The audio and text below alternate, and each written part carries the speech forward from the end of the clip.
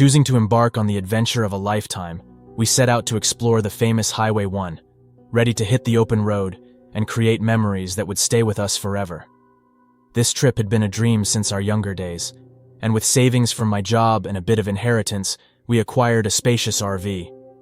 The plan was to start at the northernmost point of the highway and make our way all the way down to the southern end, stopping off at attractions along the way for a night at a time, sleeping in the RV. It was going to be epic. The RV, though an older model, had all the features we wanted and plenty of space. We traveled for days, soaking in the sights, sounds, and flavors of the towns we passed through. Each night, we would find a spot to park the RV and settle in for some much-needed rest. We had some wild nights camping out under the stars and sharing stories around the campfire with other travelers when we came across them. Life was good until one fateful stop. It seemed like just another night as we found a spot near an old, abandoned beachside attraction. The place had an eerie vibe, but we didn't think much of it. After all, we were always up for a little adventure. The place was deserted, so we thought we would not get disturbed and could get a good night's sleep. As darkness settled, we hunkered down in the RV, ready to call it a night. But that's when things took a chilling turn. Strange noises echoed from the surrounding area, a rustling in the bushes, distant whispers carried by the wind. An unease settled over us, but we tried to brush it off as our imaginations running wild. Then we heard it, a distinct tapping on the side of the RV. We exchanged worried glances. It couldn't be an animal, not with that rhythmic pattern. Someone or something was out there. Summoning our courage, we mustered up the nerve to peek outside. What we saw froze us in our tracks. Standing there, illuminated by the moonlight, was a figure, tall, hunched, and cloaked in shadows. Our breath caught in our throats as we locked eyes with whoever it was. The figure stood there unmoving, watching us with an intensity that sent chills down our spines. Panic surged through our veins, and without a second thought, we scrambled to lock all the doors and windows. We were trapped. Our sanctuary turned into a prison. I jumped in the RV and tried to start it, but it wasn't starting. Then we heard loud banging on the side of our camper. We couldn't comprehend what was happening. Why had we become the target of this mysterious and sinister presence? We tried to call for assistance, but because of our location, there was no signal. Typical, right? My buddy was still trying to start the RV, but having no luck. We heard a loud scrape along the side of our camper. Then, nothing. We peered outside, but no one was there. We did see a small truck driving off, so we presumed he had his fun and left. Morning came, and my buddy took a look at the engine to see what the issue was. It was a quick fix, and the RV started the first time. Shaken to our core from the experience, we made a unanimous decision to abandon our Highway 1 adventure. What was once a thrilling journey had turned into a waking nightmare. To this day, we don't know what or who was out there, and we're not sure we ever want to find out. That stop along the way had forever altered our perception of adventure and safety. We later sold the RV and split the money between us.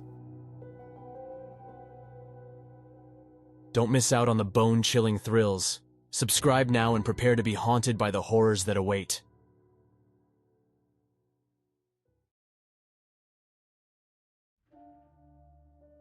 I owned an RV that I used frequently for vacations in the rough terrain near my cabin. It was far from first class, but since my travels only covered a short distance of a few kilometers, it didn't have to be expensive. Nearly 3 years ago, I decided to take this camper into the wilderness for a typical weekend getaway. I maneuvered it down a dusty road for about 2 kilometers, then veered into a small clearing surrounded by dense foliage, where I set up my makeshift camp. I lit a modest fire, arranged a couple of chairs, and relaxed with a few drinks. Although I often invited friends to join me, they couldn't always spare several days, so this was an opportunity for solitary relaxation. As darkness approached, I filled the fire pit with fuel. Shortly after the sun had completely set, I detected movement around my camp. It didn't sound like typical wildlife sounds. Rather, it sounded like footsteps echoing through the trees.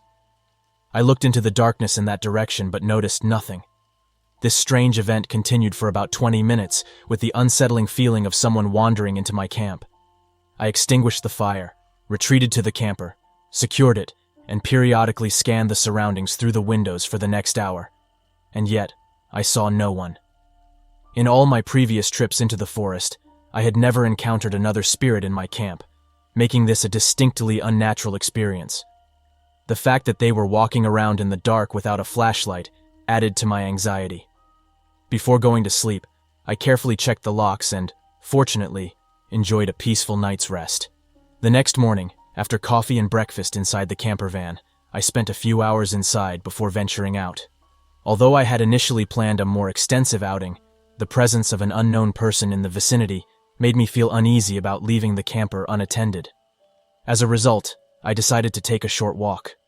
I retraced the area where I had heard the mysterious footsteps the night before, hoping to find shoe prints to confirm the human presence. Unfortunately, my brief investigation did not yield any useful evidence. Unsure if this made me feel a little uncomfortable, I returned to the camper and, as a precaution, strapped my gun to my waist. When night fell again, I lit a fire pit to try and distract myself. I sat outside for about an hour, relieved not to hear any disturbing sounds. I sipped my beer, absorbing the peaceful sounds of the night forest, until I fell asleep.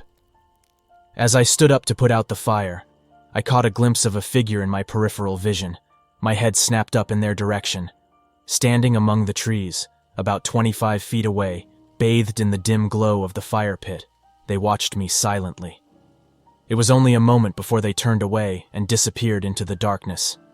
I felt extremely nervous, and the lack of further steps or movement increased my paranoia about their whereabouts. I hastily gathered my belongings, stowed them in the camper, put out the fire, and strapped myself inside. I thought about packing up and heading home the next morning. The tranquility of the journey has been irrevocably disrupted.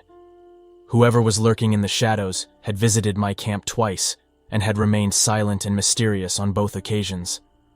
I lay awake for hours, checking the windows over and over again and trying to hear any signals. During the third hour, as I was teetering on the edge of sleep in my chair, the sound of approaching footsteps reached my ears. They were fast, moving straight towards the carriage door. I grabbed my gun and remained absolutely silent, hoping against all odds that they would refrain from any malicious intent. A few frightening seconds followed, during which they made no noise, but remained on the other side of the door. They then slowly circled around the cart before quickly retreating. I stayed up until sunrise, and once it was light enough to get around, I packed up the RV and left for home. Whoever ventured into the darkness had evil intentions and approached the RV in the middle of the night. I realized that if I had been late, the outcome would have been risky for either of us. I wasn't willing to risk it. My safety took precedence over the unknown danger lurking in the shadows.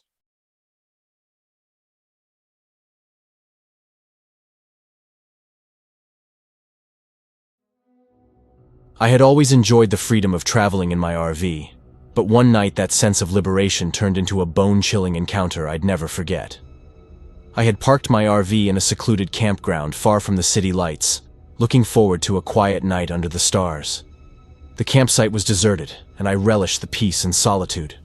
As I settled in for the night, I heard the first noise, a faint rustling in the bushes outside. I dismissed it as a curious animal and continued reading my book under the soft glow of the RV's interior lights. But then the noises grew louder, more insistent. I could hear branches snapping and leaves crunching underfoot. It was as if something or someone was moving through the woods just beyond my campsite. My heart quickened, and I strained to listen, my senses on high alert. The woods were supposed to be empty, and the noises were anything but reassuring. I tried to convince myself that it was just my imagination playing tricks on me, but as I listened, the rustling sounds became accompanied by low guttural voices. My blood ran cold as I realized that I was not alone. Someone was out there in the darkness, and they were getting closer. I reached for my flashlight and cautiously peered out the RV's window, my heart pounding. The woods were shrouded in darkness, and I couldn't see anything, but I could still hear the voices growing louder and more menacing. Fear gripped me, and I knew I had to do something. I grabbed my phone and dialed 911, my voice trembling as I explained the situation to the dispatcher. They assured me that help was on the way, but the minutes felt like hours as I waited for the authorities to arrive. The voices outside grew louder, and I could now make out words. They were speaking in hushed tones, but the words were incomprehensible, like a sinister incantation. I couldn't understand what they were saying, but the sense of dread that washed over me was unmistakable. I heard footsteps approaching the RV, slow and deliberate. My heart raced as I realized that whoever was out there was now just a few feet away. I turned off the RV's interior lights and huddled in the darkness, praying that I would remain unnoticed. The footsteps stopped right outside the RV, and I held my breath, my heart pounding in my chest. I could hear them whispering, their voices so close that I could almost make out what they were saying. Suddenly, the RV began to shake violently, as if someone was trying to tip it over. Panic surged through me as I realized that they were trying to force their way inside. I clutched my phone tightly, ready to call for help again. But just as suddenly as it had started, the shaking stopped. I could hear them retreating, their footsteps growing fainter as they disappeared into the woods. The authorities arrived shortly after, their flashlights piercing the darkness. They searched the area but found no trace of the intruders. They assured me that I was safe now, but I couldn't shake the feeling of unease that settled over me. That night, I locked every door and window, my RV now a fortress against the unknown. The memory of the chilling encounter would stay with me, a reminder that even in the solitude of the wilderness, there are horrors that can't be explained, only endured.